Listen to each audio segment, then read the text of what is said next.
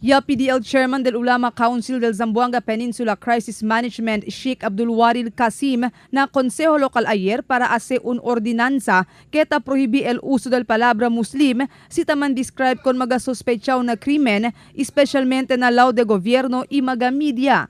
Asugun kun Kasim, do lo mismo taman generalize ya con todo mga muslim si tausa con este palabra cada vez man describe con un sospechaw na krimen. In behalf of the Ulama Council of Zamboanga Peninsula, we are urgently requesting the City Council to enact an city ordinance prohibiting government agencies, media, individuals, and any person from using the word Muslim to describe suspect criminals or lawless elements. Kasi po yung term na Muslim po, pangkalatan yun eh.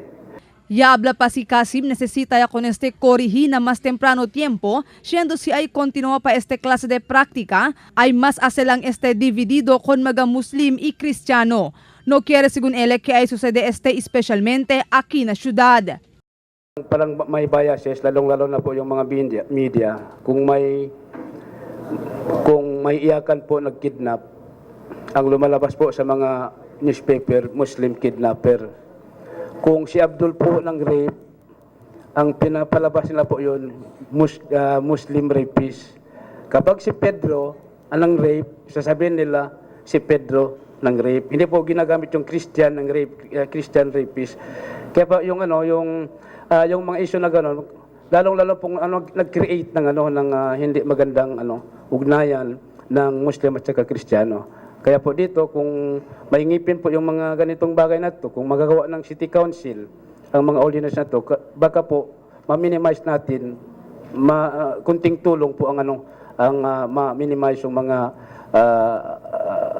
discrimination. Acordando ya usa con el palabra Muslim el pulis cuando man describe con el alegadamente sospechado ya deja con el IED na paradahan de la buwan del año 2015. Basa también según este na información ya dale el un testigo con el pulis. Ya lleva con este asunto na Consejo Local del pasado año pero no hay cosa ya pasa. Mientras tanto, esperanzao pasa ordinanza el Consejo Local relatado con este asunto na otro semana. Marifita Mayo, Dateline Zamboanga.